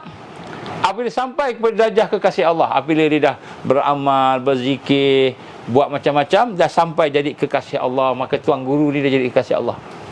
Dah jadi kekasih Allah lah maknanya, dekat dengan Allah lah. Tidaklah kasih akan yang lain selain Allah, maka dia tidak ada yang lain dikasih lain, Allah sahaja. Maka terangkatlah taklif, terangkatlah hukum syarak pada dia. Maka dia tak payah buat ibadah dah. Tak payah buat ibadah dah sebab dia kekasih Allah. Tak payah buat ibadah, dia kata. Dan boleh melakukan segala yang haram. Dia boleh buat yang haram, dia boleh tinggal yang halal ataupun yang wajib. Puak-puak ini sangat gemar bertelanjang. Dia suka bertelanjang. Ini kaum sufi ni, dia suka buka baju, dia bukan zikir je. Kita bukan zikir saja, tapi dia bertelanjang. Sebab apa? Dia tak ada dah. Dia dah jadi kekasih Allah, dia kata. Tak apa bertelanjang. Maka dia tidak menutup aurat. Maka segala harta di dunia ini kepunyaan Tok Adam, maka kita cucu ke Adam halal. Jadi kerana semua harta ni Tok Adam punya, maka kita cucu, kita boleh ambil apa nak ambil. Ini kaum yang sufi yang sesat. Ini nombor satu. Ini nombor satu. Jadi orang sesat ni, dia kata apa? Saya dah sampai syariat, hakikat, makrifat. Kan dah sampai kepada perangkat-perangkat yang paling tinggi sekali. Syariat, tarikat, makrifat, hakikat dah sampai yang paling tinggi sekali. Saya jadi kekasih Allah, maka saya terbebas daripada syarak. Ini sesat. Ini nombor satu. Kebanyakan sufi sesat sebab tu. Dia rasa diri dah bersih, dia rasa dia hebat. Ini semua syaitan punya tipu daya. Yang kedua, kaum auliaiyah. Auliaiyah ni apa dia? Etikat dia, apabila sampai kepada darjat wali, dah jadi wali, dah jadi wali dah, kamu dah jadi wali sebab dah boleh baca zikir apa, maka segala syarak tu tak wajib. Segala yang kena wajib tak wajib. Syarak ni terlepas. Tak payah semayang, tak payah puasa. Dia dah jadi wali dah. Jadi wali. Ini adalah sesat. Ini kaum auliaiyah. Dan dikata dia boleh jadi wali lebih besar daripada Nabi lagi, lebih hebat daripada Rasulullah sallallahu alaihi wasallam. Jadi wali ni aulia. Dia aulia ni orang yang lebih besar daripada Rasulullah sallallahu alaihi wasallam. Sampai peringkat dia boleh bercakap dengan Allah, pergi jumpa Allah anytime nak jumpa, dalam jangan kelambu lah, syaratnya gitu, lebih kurang lah. Kemudian kaum Syamrakhiyah. Kaum Syamrakhiyah ini juga adalah merupakan kaum sufi yang sesat. Antaranya menghalalkan zina dan berpura-pura berlaku warak di khalayak ramai. Depan khalayak ramai, baik aja, soleh aja, boleh berzina. Ini adalah kaum yang sesat juga. Tapi kenapa? Sebab dia dah sampai kepada makam dia dah, dikatakan, maka tak payah buat dah benda-benda yang Allah suruh tu, tak payah buat. Benda yang Allah larang tu boleh buat. Ini ramai. Ini kalau kita tengok ajaran-ajaran sesat dia semua sampai peringkat tuan guru dia boleh buat apa-apa saja. Tu sufi ni dia macam itu. Kadang yang sesat lah. Yang tak sesat, tak apa. Yang sesat ni, yang sesat. Kemudian kaum ibahiyah. Ibahiyah ni apa? Dia sanggup menahan dirinya berbuat perkara-perkara yang mungkar. Tidak sanggup menyuruh manusia kepada kebajikan. Dan mereka juga menghalalkan zina. Ibahiyah ni juga, dia menahan diri daripada benda-benda yang tak baiklah, mungkar tadi. Main jaga daripada dosa sebagainya. Tapi dia tidak melakukan amal makruf nahi mungkar. Nak suruh orang buat baik tak ada. Dia sangat sendiri dia je. Kemudian bila bersama dia tu, dia menghalalkan zina. Sekali lagi, melanggar syarak, melanggar syariat. Semua orang sufi ni, dia ingat dia dah bersih, dah hebat, dah sampai makrifat hakikat tarikat, makrifat hakikat, maka dia dah lebih daripada hukum syarak. Itu sesat dekat situ. Banyaklah. Kemudian kaum haliyah, etikat mereka, pegangan dia menari-nari, bertepuk tangan, dan sampai pensan, menari sampai pensan. Atas dia kata zauk, aku dah zauk, dah zauk, dah menghayati sampai menari sampai pensan. Dan kemudian sandarkan pekerjaan kepada sunnah Rasulullah SAW. Apa yang dibuat semua sunnah. Jadi dia tak ada sunnah dah, dia main buat je. Jadi dia buat ikut apa dia nak. Kira menari-nari pusing-pusing sampai pensan tu dah kemuncak dia. Zikir sampai pensan. Kemudian bila dah sampai peringkat tu, dia dah sunnah semua yang dibuat tu dah sunnah Rasul sallallahu alaihi wasallam. Ini kaum haliyah. Dalam segala hal di sunnah, dia kata. Kaum huriyah. Jadi kaum huriyah ni macam haliyah juga tadi. Cuma mereka ni tatkala dia pensan, ketika pensan, dia kata datang kepada kami bidadari, maka kami jima' dengan dia. Bila dia pensan, dia kata bila pensan tu kamu akan didatangi oleh bidadari. Bidadari tu akan bersetubuh dengan kamu, berjima' dengan kamu. Kemudian dia sedar je, kemudian dia akan pergi. Sedar je pergi mandi wajib. Kenapa? Dah berjima' dengan bidadari. Ini lebih kurang haliyah tadi, kaum huriyah. Kaum waqi'iyah, etikat mereka bahawa zat Allah dan sifatnya, asma'nya, af'alnya tidak boleh dikenal. Hamba sekali-sekali takkan sampai kepada ma'rifatullah. Waqi'iyah ni maknanya orang yang dia nak tasawuf juga, tapi kita takkan kenal Allah, tak boleh kenal Allah. Af'al dia ke, sifat dia, asma' tak boleh kenal Allah. Kita ni hamba-hamba tak akan kenal Allah, tak akan sampai kepada Allah.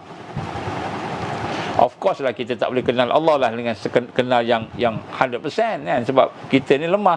Tetapi boleh kenal Allah tak? Boleh kenal Allah sekadar yang kita mampu, yang diberikan oleh Allah. Tapi dia kata tak boleh kenal Allah. Janganlah kenal Allah, dia kata. Kaum mutajahiliyah, iaitu mereka berpakaian, tidak memakai pakaian bersih, suka kepada pekerjaan jahat, suka kepada perempuan dan zina. Mutajahiliyah, nampak macam ahli sufi, tapi dia suka benda-benda yang maksiat. Suka berzina, suka buat benda jahat, dan sebenarnya jahiliyah lah kan. Kemudian kaum mutakasiliyah. Mutakasiliyah ni ialah mereka yang meninggalkan usaha, tak payah berusaha langsung, minta kepada orang ramai dan paksa orang ramai bagi sedekah kat dia. Ni macam lebih kurang lah kita kata rahib-rahib, dia tak payah usaha dah, dia minta makanan orang, bekalan orang, semua dia minta tu. Ini pun sesat juga. Kaum ilhamiyah. Ilhamiyah ialah orang yang olok-oloknya mendapat ilham daripada Tuhan. Yang dapat ilham itu bukan tu daripada Allah, ilham daripada iblis. Kan, meninggalkan Al-Quran, tak payah baca Quran. Meninggalkan zikir, tak payah berzikir. Segalanya kan selawat aja kata. Kerana Quran menjadi hijab sampai kepada ma'rifatullah. Jadi yang ini tolak Quran. Dia zikir juga, dia selawat juga, tapi dia tolak Quran. Dia nak ilhamiyah. Dia dapat daripada mimpi. Contohnya dia bermimpi, jadi orang ikut mimpi ni pun dia juga. Mimpi, saya bermimpi, tuan guru saya bermimpi. Mimpi tu jadi syariat. Mimpi tu jadi hukum. Ini pun sesat juga. Ikut mimpi semua. Maka iblis senanglah mainkan dia kan. Kaum hululiyah. Hululiyah ini ialah mereka yang berzikir, mereka berfikir, mereka beramal sehingga mereka yakin bahawa zat Allah menjelma dalam diri manusia, dalam diri alam-alam. Kemudian mengharuskan memandang perempuan, tengok perempuan, tengok aurat, tak apa. Sebab apa? Itulah mentajali ketuhanan, melihat kehebatan Allah. Tak apa nak tengok laki-laki yang amrat, yang cantik-cantik, laki-laki yang cantik nak tengok renung sampai ni. Kenapa bagus? Tak apa, sebab apa? Kerana itu dia kata apa? Dia kata itu kejadian Allah. Jadi Allah ada di situ. Ini hululiyah, ini orang yang wahdatul wujud. Wahdatul wujud yang haram, yang haram. Maka dia melihat semua itu adalah tajalli, dan kemudian bila dah berzina mendapat anak, maka anak itulah anak tajalli ketuhanan. Anak itu pula adalah kebesaran Allah. Semua amalan dia niat aja. Amalan dia niat je, tak payah buat apa. Amalan niat je macam itu. Ini sesat. Kemudian kaum wujudiyah. Kaum Wujudiyah ni pula kaum yang zindik, yang mulhid. Mereka meyakini bahawa Allah SWT ni zat ni sama dengan makhluk dan sebagainya, dan dia boleh dinampak dengan mata kasar dan sebagainya. Ini pun juga kaum-kaum yang sesat dari sudut sufi. Dan juga kaum Mujassimah.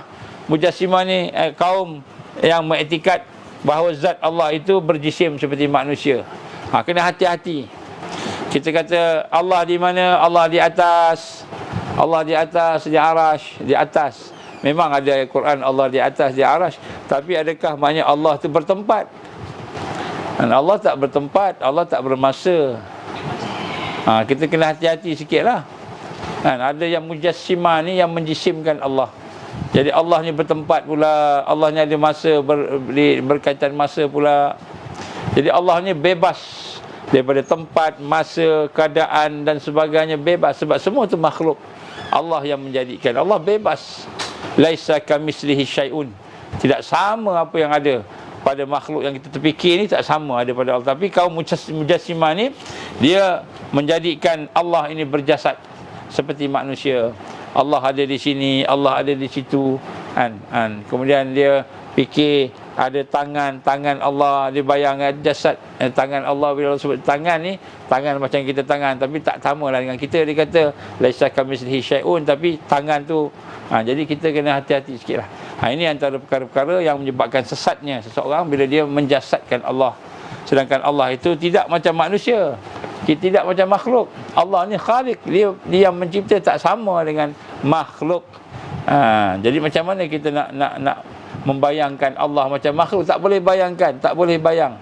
Kita nak bayang-bayang, fikir-fikir jasad Allah, tak ada. Zat Allah tak sama dengan makhluk. Tak boleh fikir, jangan fikir, gila nanti.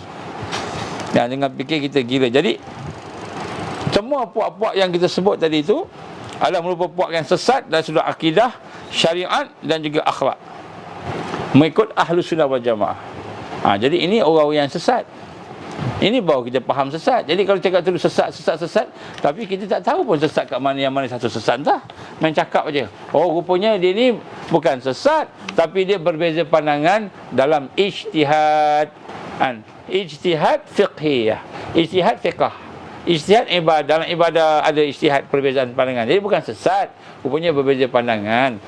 Orang mazhab Syafi'i, solat gini, mazhab lain ada yang solat tangan bawah. Oh, itu beza pandangan. Ada mazhab kentut tu batal wuduk. Ada mazhab kentut tak batal, tapi dia punya bunyi dalam perut, bunyi perut tu batal. Jadi itu beza pandangan fiqh. Dia merupakan khilaf, benda yang berbeza. Itu tak sesat. Jangan kita kata sesat tu maknanya kita jahil sangat. Jahil sangat kita. Kemudian isu-isu tawasul, bertawasul, itu pun ijtihad. Itu ijtihad. Tiba-tiba kita kata dalam Islam tak boleh tawasul langsung. Tu masalah tu. Jadi dia kata benda-benda yang tak ada ilmu. Jadi kita kena tengok baliklah perkara-perkara ini. Sebab itulah seseorang itu akan menjadi kufur, murtad ataupun bid'ah, dalalah yang sesat tadi itu. Iaitu ada 3 jenis manusia. 3 jenis manusia ni. Jadi kalau kita jadi 3 jenis manusia ni, kita akan jadi sesat lah, walaupun kita ada ilmu. Yang pertama sekali, jahil murakab dipanggil. Orang yang jahil murakab,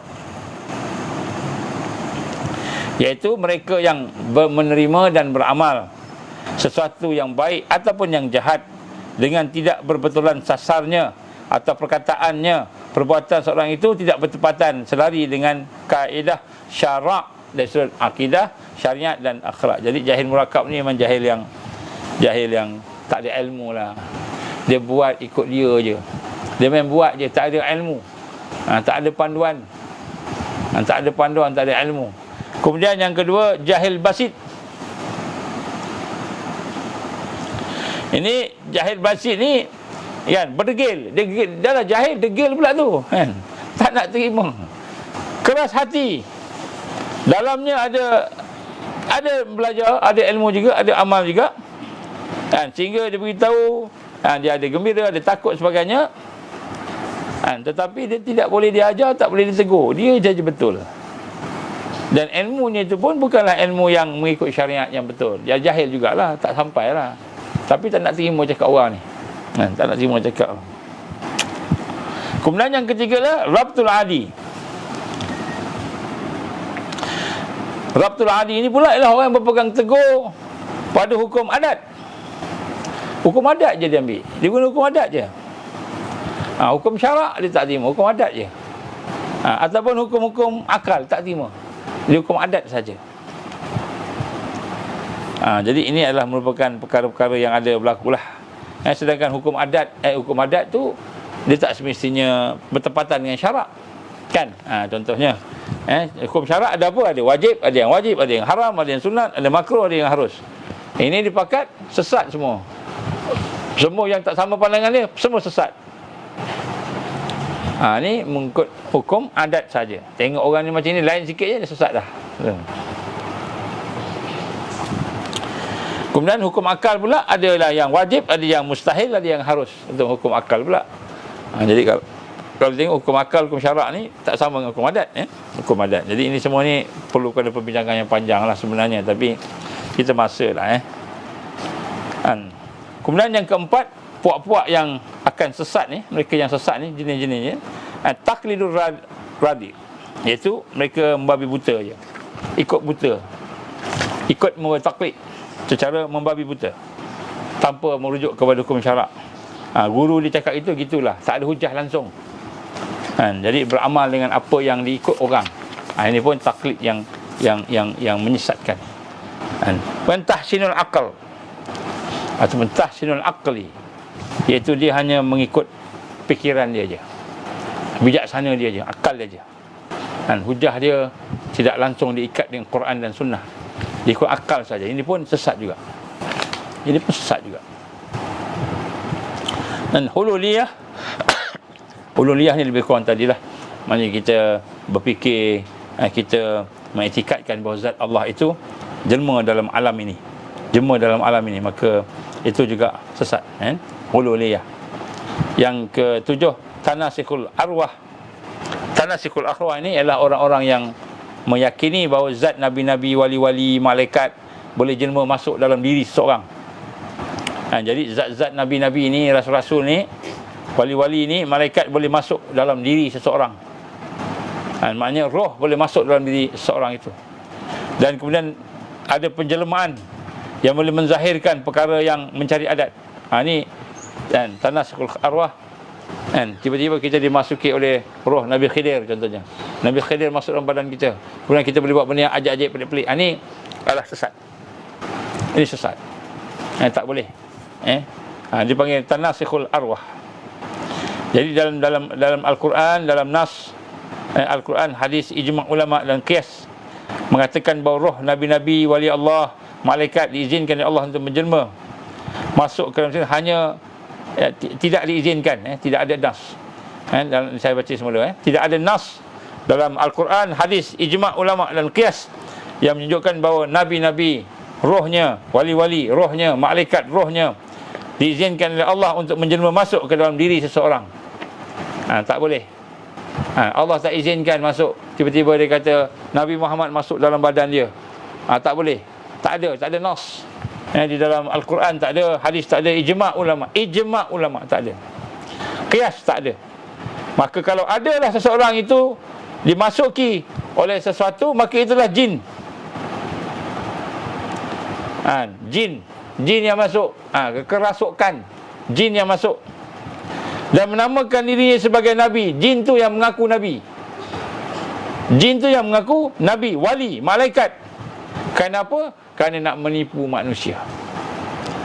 Jadi inilah orang yang masuk, roh masuk dalam badan dia. Dia kata roh masuk ni roh ayah kamu masuk ni ayah yang cakap ni. Jin sebenarnya. Itu bukan roh arwah. Tidak ada nas. Jadi maknanya orang yang mengatakan bahawa roh boleh masuk dalam badan manusia juga sesat. Juga sesat. Mengetikadkan zat nabi-nabi, wali-wali, malaikat menjelma masuk ke dalam diri seseorang, dan selepas itu dapat menzahirkan perkara yang mencari adat, perkara yang luar biasa. Ini karamat ni, ini ma'unah ni, bukan. Itu adalah merupakan sesat. Kita tak boleh Kan, seperti tidak ada nas. Tidak ada nas langsung. Ijma' ulama pun tidak bersetuju. Dan Ahlus Sunnah wal Jamaah lah. Kemudian i'tikad wahdatul wujud. Wahdatul wujud pun kita dah sebutlah tadi, kan?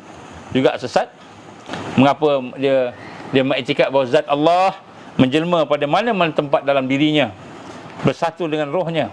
Jadi zat Allah tu bersatu dengan rohnya. Jadi akhirnya dia berkata, mengaku aku Tuhan. Mengaku aku Tuhan.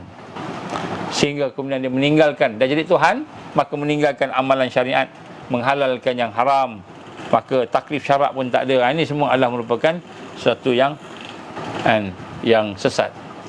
Maksud kita menggugurkan taklif syarak sini ialah, istilahnya bila seorang jadi ahli sufi, dah bersih diri, maka dia kata gugur dah taklif syarak, dah tak payah dah buat benda yang halal haram, tak apa, nak buat apa pun saja. Makam ini dia dah tinggikan makam dia, dah tinggalkan makam syariat sebagainya, maka ini adalah sesat. Ini adalah sesat. Jadi kita tak boleh nak lepas daripada Al-Quran dan hadis, tak boleh.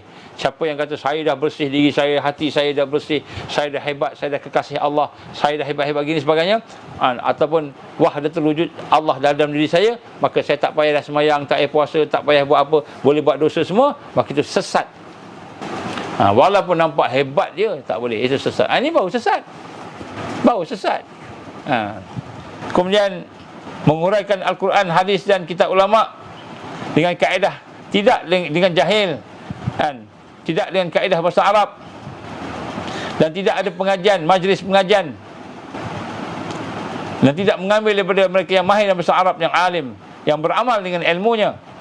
Jadi orang yang bercakap tetapi dia juga tidak mengamalkan kawaid syariah, tak ada ilmu, dia main cakap ikut sendiri, maka ini juga sesat.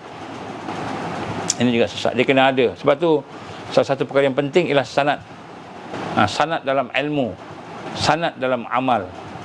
Jadi kena sanad ni ialah talaki kita dengan guru-guru kita, ada belajar.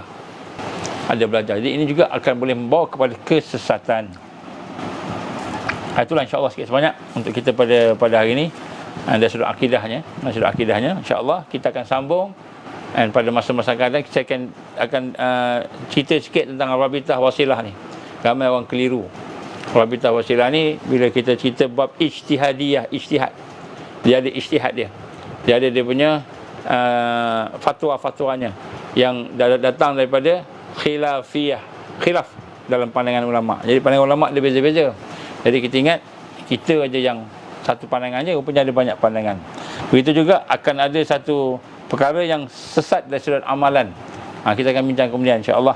Sesat dari sudut amalan ini, contohnya apabila kita beramal dengan amalan-amalan yang mana kita menaikkan pula hukum-hukum syarak, wajib, dua kali wajib dan sebagainya. Kemudian sesat dari sudut perkara yang menyalahi adat. Adat biasanya macam ini, tapi tiba-tiba dia boleh buat benda yang luar biasa, mencari adat, menyalahi adat.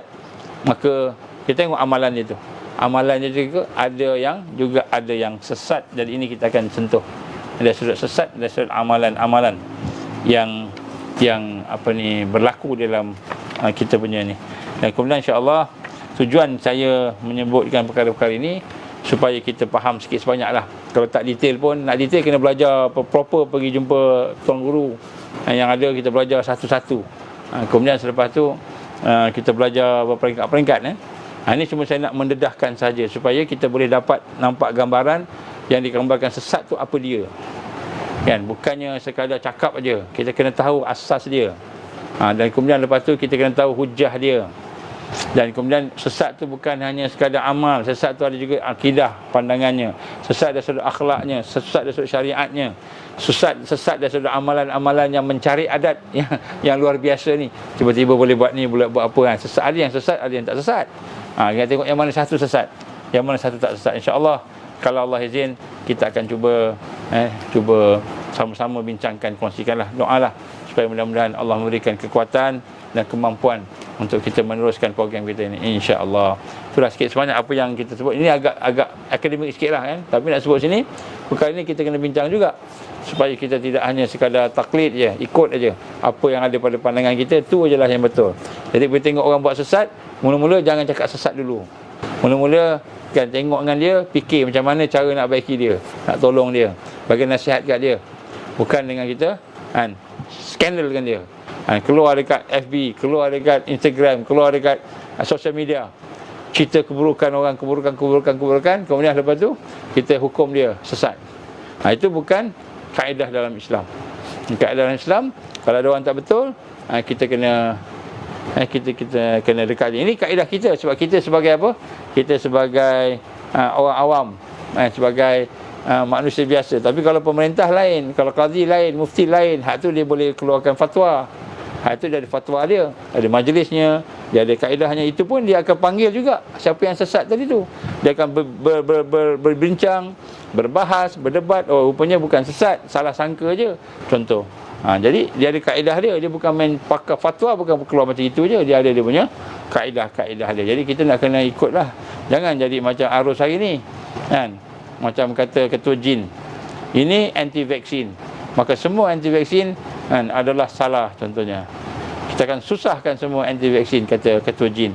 Jadi kita nak sebut kat sini kan, dia main cakap je, dia bukan faham pun, dia bukan tahu pun, takkan kita nak ikut dia pula kan. Jadi tak boleh ikut macam itu. Jadi kita nak sebut bagaimana kita perlu kembali balik kepada adab-adab, pada akhlak, pada syariat, hukum-hukum Allah Subhanahu wa taala. Barulah kita boleh bangkit di akhir zaman. Barulah boleh nak lawan dengan Dajjal. Kalau tak, kita dah sesat dulu sebelum disesatkan oleh Dajjal. Wa yazbillah min zalik. A'udzubillahi minasyaitonir rajim. Bismillahirrahmanirrahim. Alhamdulillahirabbil alamin. Hamdan syakirin, hamdan hamidin, hamdan yuwafi ni'amahu kafi mazidah. Ya rabbana lakal hamdu kama yanbaghi jalali wajhikal karim wa 'azimi sultanik. Allahumma innaka ta'lamu anna hadhihi al-qulub qad samat ala mahabbatik wa taqat ala ta'atik wa tawahadat ala da'watik wa ta'ahadat ala nusrati syariatik. واسق اللهم رابطتها ولمدها واهدها سبلها واملأها بنورك الذي لا يخبو واشرح صدورها بفيض الإيمان بك وجميل التوكل عليك وأهيها بمعرفتك وأمت على شهادة في سبيلك يا الله إنك نعم المولى ونعم الناصر. اللهم يا مقلب القلوب ثبت قلوبنا على دينك وعلى طاعتك وعلى الجهاد في سبيلك. لا إله إلا أنت سبحانك إنا كنا من الظالمين. ربنا أتمم لنا نورنا واغفر لنا إنك على كل شيء قدير. ربنا آتنا في الدنيا حسنة وفي الآخرة حسنة وقنا عذاب النار. وصلى الله على محمد وعلى آله وصحبه وبارك وسلم. سبحان ربك رب العزة عما يصفون وسلام على المرسلين والحمد لله رب العالمين. سبحانك اللهم وبحمدك أشهد أن لا إله إلا أنت أستغفرك وأتوب إليك. بسم الله الرحمن الرحيم. والعصر إن الإنسان لفي خسر إلا الذين آمنوا وعملوا الصالحات وتواصوا بالحق وتواصوا بالصبر. Tuan-tuan, saya minta maaf banyak cakap, banyak kokok lah, ada silap salah. Mohon ampun kepada Allah, minta maaf pada tuan-tuan. Mudah-mudahan Allah ikat hati-hati kita dengan iman dan takwa, insya-Allah. Wabillahi taufiq wal hidayah. Assalamualaikum warahmatullahi wabarakatuh.